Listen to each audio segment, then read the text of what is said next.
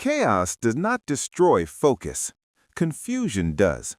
And most people mistake noise, pressure, and uncertainty as the reasons they lose concentration, when in reality, what breaks focus is the absence of internal order.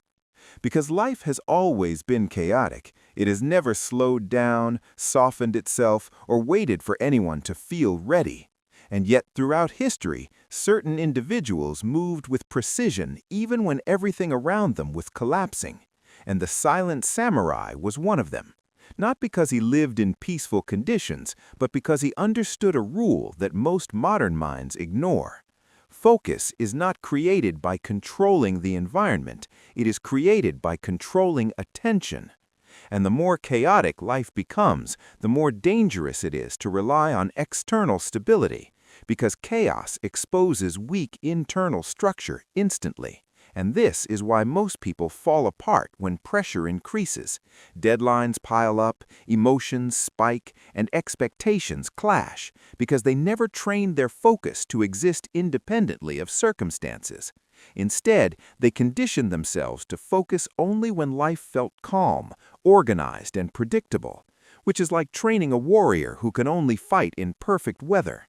And the samurai knew that waiting for calm was weakness, because calm is temporary, but discipline can be permanent. And the first silent samurai rule for staying focused during chaos is ruthless prioritization, because chaos teaches you a harsh truth. You cannot do everything, you cannot please everyone, and you cannot respond to every demand without losing yourself.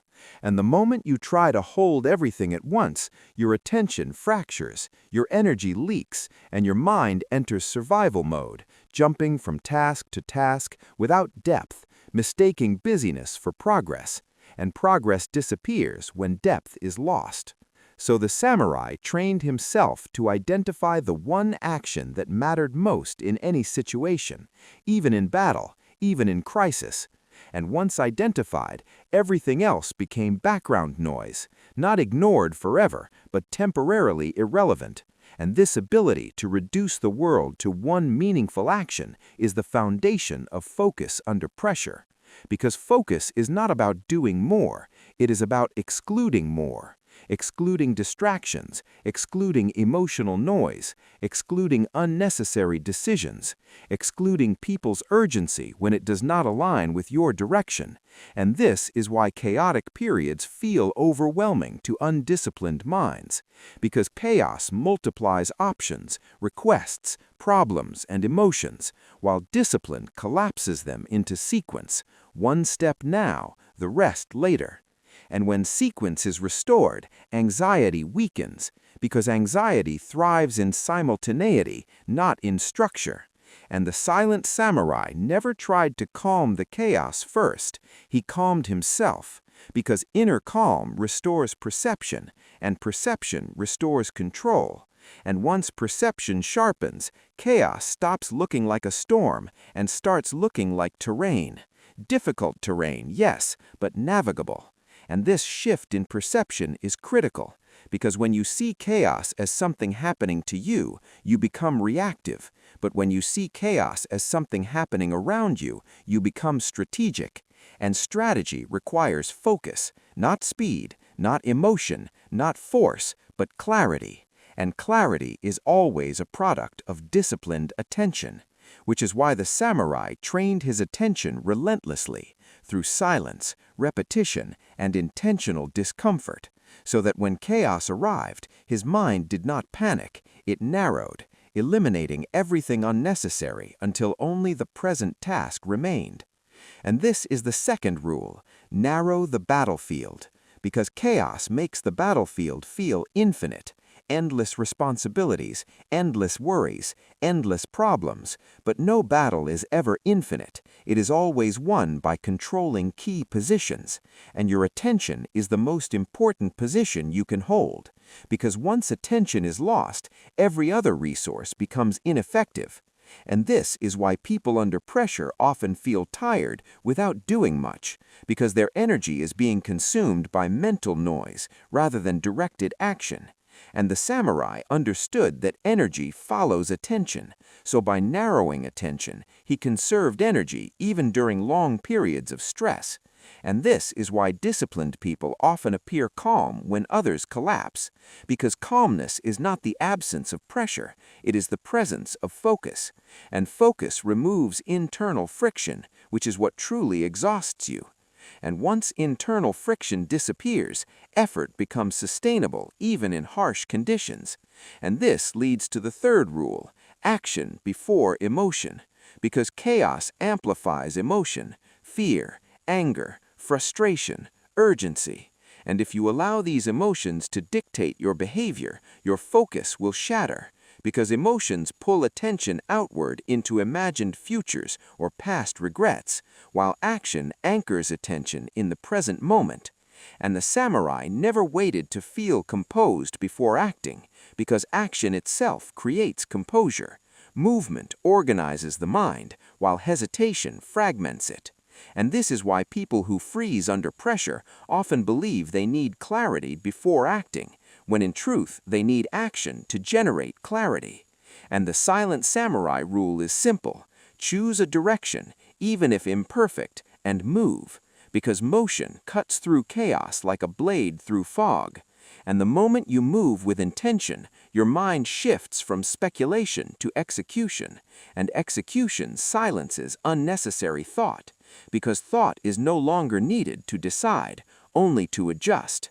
And this shift from deciding to adjusting is what keeps focus alive in chaos, because chaos does not require perfect plans, it requires adaptive movement. And adaptation is impossible when the mind is overloaded with hypothetical outcomes.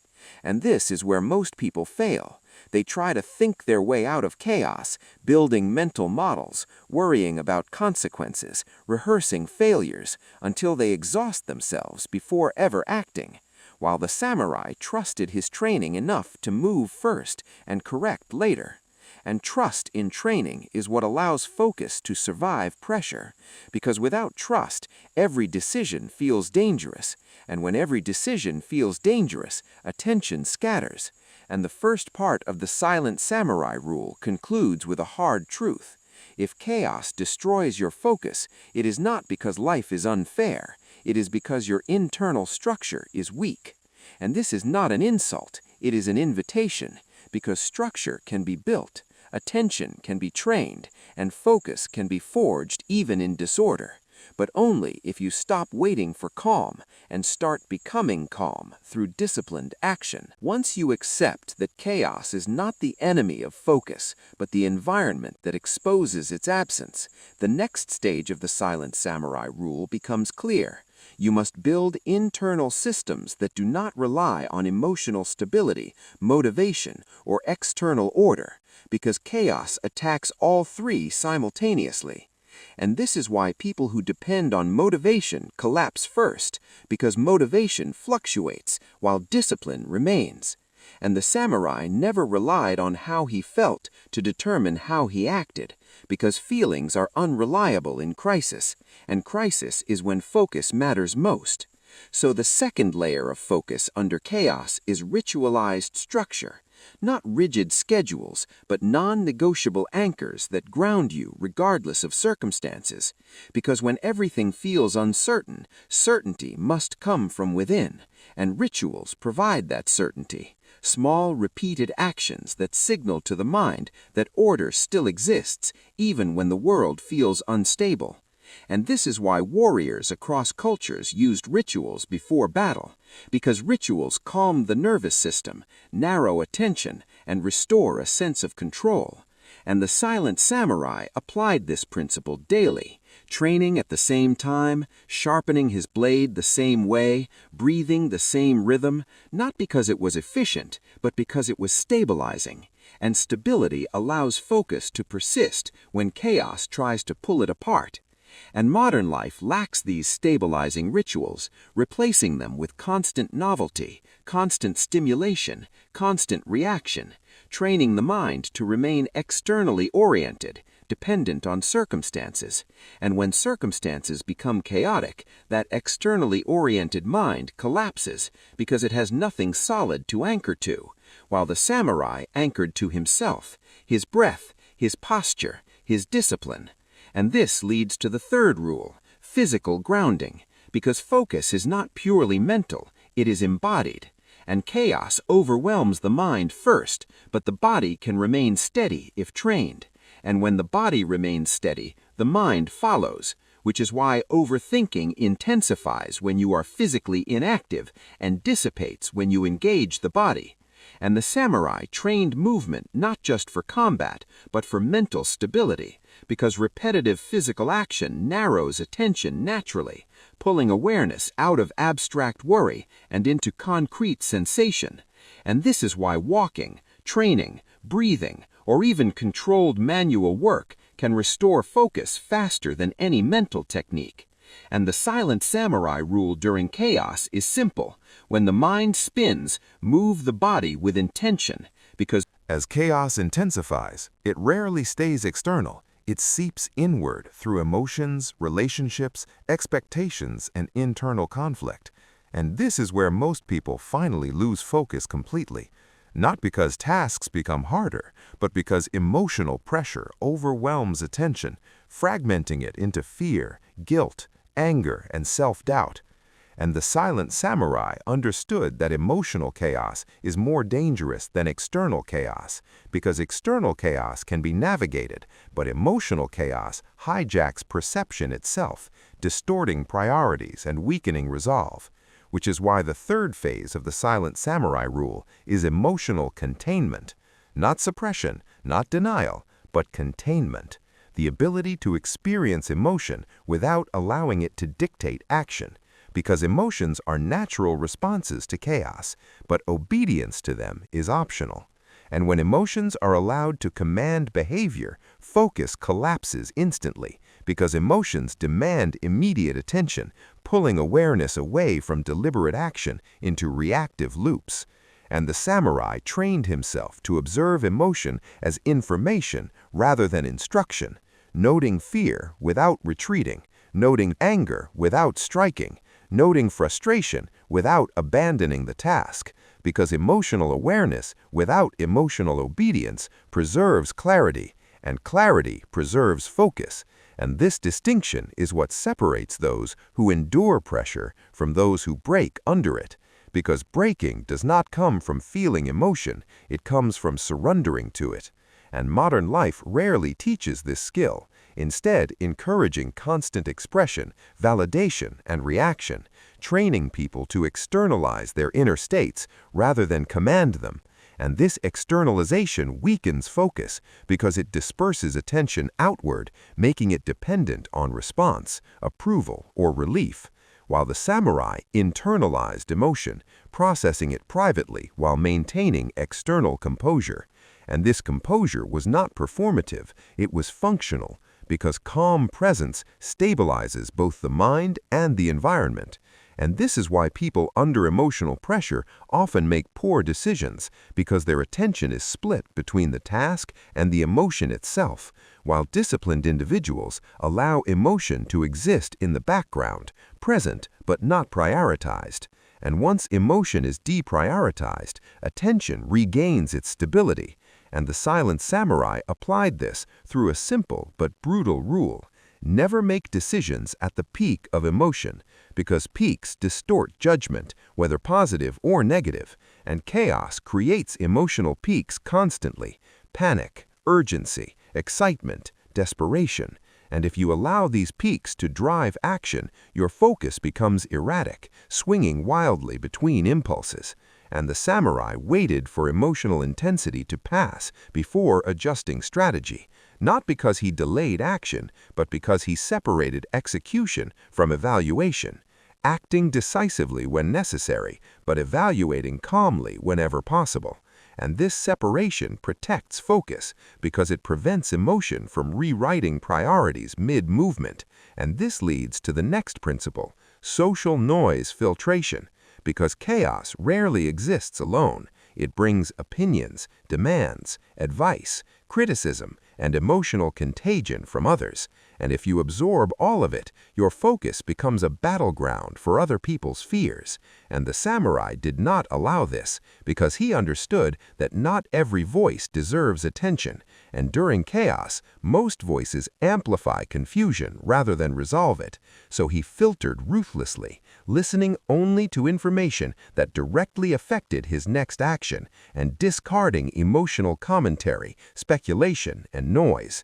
And this filtration is critical in modern life, where social input is constant and chaos is magnified by collective anxiety. And those who cannot filter social noise lose focus faster than those facing the chaos itself, because attention becomes reactive, chasing reassurance, explanation, or defense. And the silent samurai refused to explain himself during chaos, refused to debate, refused to justify, because explanation consumes attention without advancing action, and action is the only currency that matters under pressure. And this is why focused individuals appear cold or detached during chaotic periods, not because they lack empathy, but because they protect their attention fiercely, knowing that diluted focus helps no one. And this protection is often misunderstood as arrogance when it is actually discipline. And the final layer of part 3 is emotional identity anchoring, because chaos attacks identity, making you question who you are, what you're doing, and whether it's worth continuing. And if your identity is fragile, tied to outcomes, validation, or comfort, chaos will shatter it. But the samurai anchored his identity in behavior, not results, defining himself by what he did regardless of conditions, training, showing up, maintaining composure, executing his duty.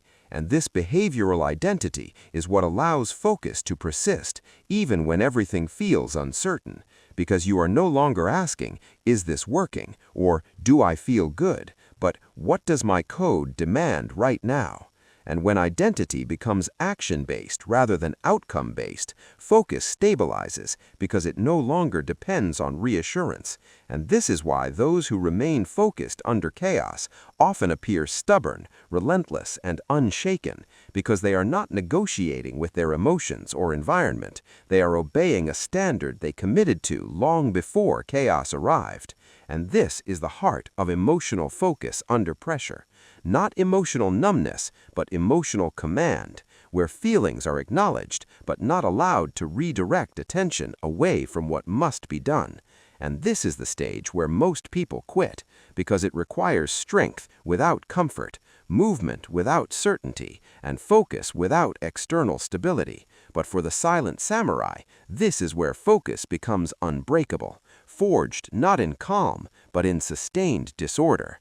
The final stage of the silent samurai rule is not about surviving chaos, but transforming it into training, because once focus is no longer dependent on peace, clarity, or ideal conditions, chaos stops being a threat and starts becoming resistance, and resistance strengthens whatever it challenges.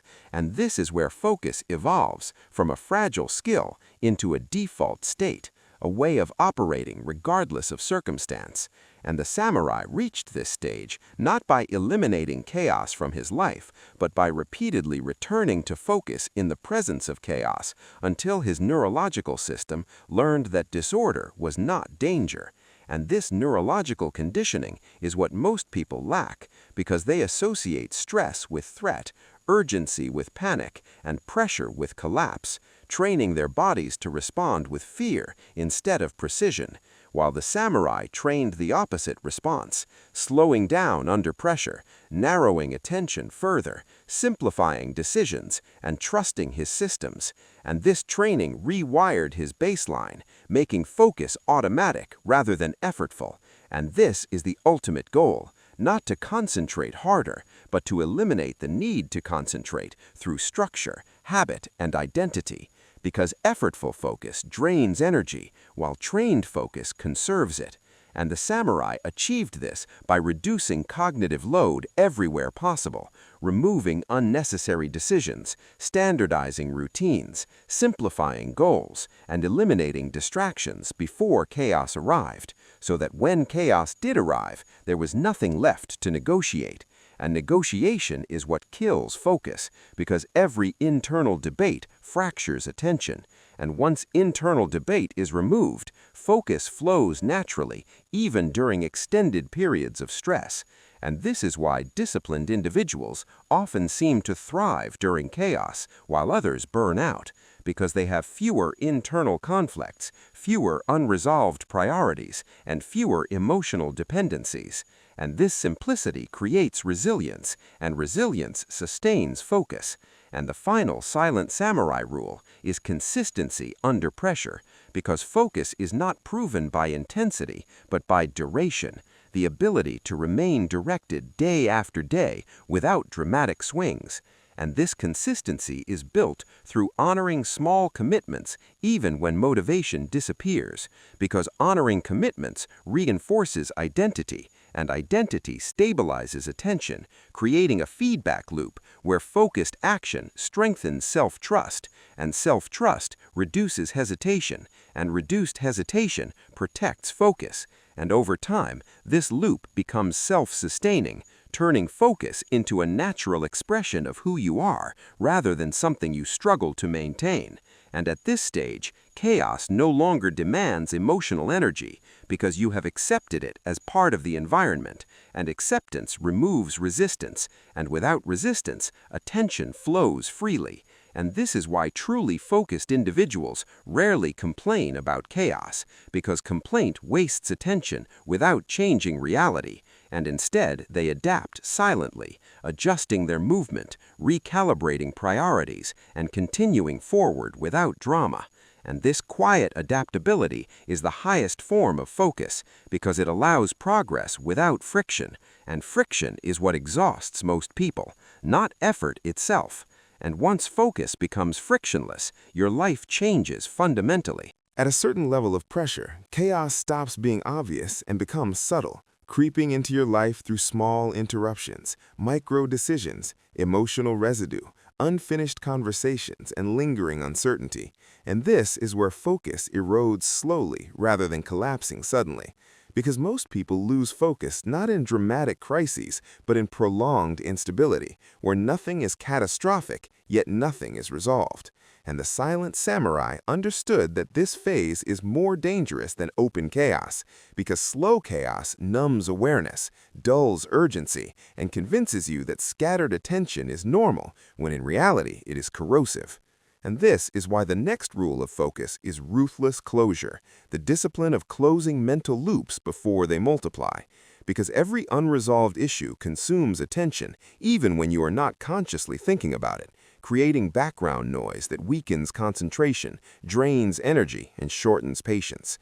And modern life is filled with open loops, unfinished tasks, unsent messages, unresolved tensions, vague goals, and postponed decisions, each one quietly pulling on your attention like a loose thread.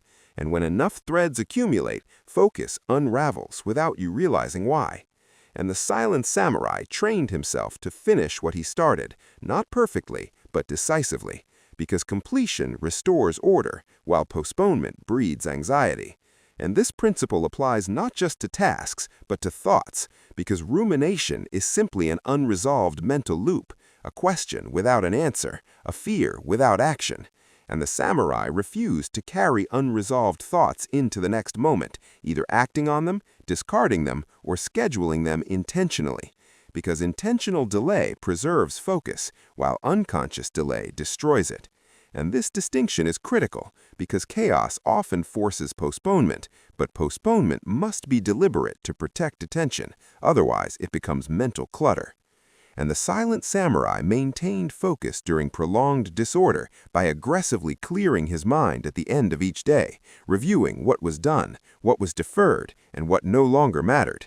Because without review, yesterday's chaos bleeds into today's attention, and accumulation is what exhausts the mind, not effort.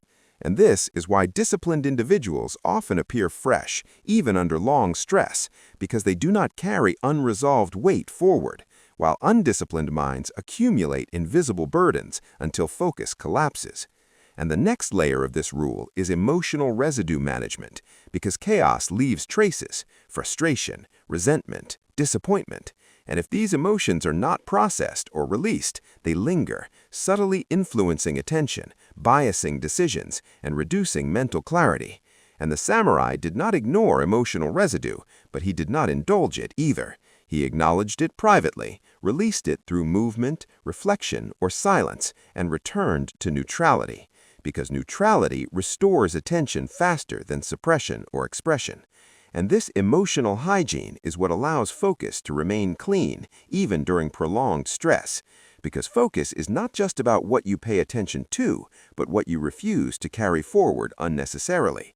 And most people sabotage their own focus by carrying emotional weight they no longer need, mistaking endurance for strength, when in reality, strength lies in selective release.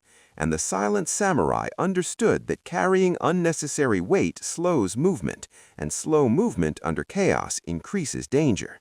So he trained to let go quickly, not of responsibility, but of emotional attachment to outcomes, because attachment multiplies mental load, while detachment preserves clarity. And this detachment does not mean indifference, it means precision, caring deeply about execution while remaining flexible about results. And this flexibility keeps focus fluid instead of rigid, because rigid focus breaks under pressure, while fluid focus adapts. And this adaptability is what allows sustained performance in unpredictable environments. And the final element of Part 5 is energy conservation, because focus is energy dependent, and chaos tempts you to spend energy reactively, responding to every stimulus, every message, every demand. But the samurai treated energy as finite and sacred, protecting it ruthlessly, because without energy, attention scatters, and without attention, discipline collapses. And this is why he limited unnecessary interactions, avoided emotional debates, and reduced exposure to noise during chaotic periods, not out of isolation, but out of strategy, because focus requires space, and space must sometimes be defended. And this defense is not selfish, it is essential, because without focused individuals, chaos spreads unchecked, and those who remain focused under prolonged instability become anchors for others, not through words, but through presence. And this is the deeper truth of focus during chaos. It is not just self-preservation, it is leadership. Because when you remain steady while others scatter, you become a stabilizing force, and stability attracts trust, and trust amplifies influence. And this is why the silent samurai did not just survive chaos, he became stronger within it, because he treated prolonged disorder not as an excuse to loosen discipline, but as a reason to tighten it quietly, preserving focus through closure, release, conservation, and deliberate movement forward. The final mastery of focus is reached when chaos no longer registers as disruption at all, but as background resistance, something expected, accounted for, and even welcomed as confirmation that you are operating at the edge of growth, because stagnation is quiet, but progress is noisy. And the silent samurai understood that if life feels chaotic, it often means you are moving forward into uncertainty rather than hiding in comfort. And at this level, the rule for staying focused evolves into something deeper, identity embodiment. Because focus sustained through chaos is no longer a technique, it is a trait, a natural expression of who you are. And once focus becomes identity-based, it no longer requires constant effort, because effort implies resistance, and resistance implies internal conflict, while identity-based focus flows automatically, the way a trained warrior reaches for his blade without hesitation. And the samurai built this identity slowly, through thousands of small acts of discipline performed when no one was watching, when conditions were imperfect, when chaos was present but manageable, because identity is shaped by repetition, not intention. And every time he chose focus over distraction, structure over reaction, and action over anxiety, he reinforced the identity of someone who remains directed under pressure. and identity stabilizes attention more powerfully than motivation ever could, because motivation fluctuates, but identity endures. And this is why people who rely on motivation collapse during chaos, while those who rely on identity persist, because they are not asking whether they feel capable, they are simply acting according to who they are. And this is the final silent samurai rule.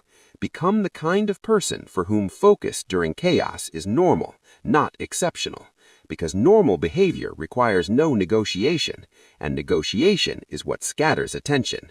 And once focus becomes normal, chaos loses its power to destabilize you, because you are no longer trying to control it, you are simply moving through it with practiced clarity. And this state does not mean life becomes easier, it means you become more capable. And capability changes perception, turning problems into processes, obstacles into data, and uncertainty into direction. And when this shift occurs, you stop asking how to stay focused and start asking how to refine your execution, because focus is already present, anchored, and reliable. And this reliability is what creates long-term momentum, because momentum is not built by intensity, but by consistency under imperfect conditions. And consistency under chaos is the rarest discipline of all, which is why so few reach it. And those who do stand apart quietly, not louder, not faster, but steadier. And this steadiness is what defines mastery, because mastery is not dramatic, it is calm, repeatable, and precise. And the silent samurai embodied this mastery by accepting chaos as part of the terrain of life, rather than an obstacle to avoid, knowing that avoiding chaos weakens focus, while engaging it strengthens it.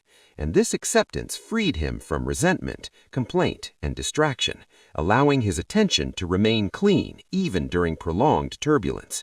And this is the final transformation, when focus is no longer something you protect anxiously, but something you trust fully, because you have proven to yourself repeatedly that no amount of disorder can pull you away from your path unless you allow it. And this trust creates inner stillness, and inner stillness is the foundation of unshakable focus, because a still center cannot be scattered by external movement. And when you reach this state, life may still be chaotic, unpredictable, and demanding, but your attention remains yours, undivided, disciplined, and aligned. And that is the ultimate victory of the silent samurai. Not the elimination of chaos, but the mastery of self within it. A mastery so complete that focus becomes effortless, enduring, and unbreakable, regardless of what the world throws at you.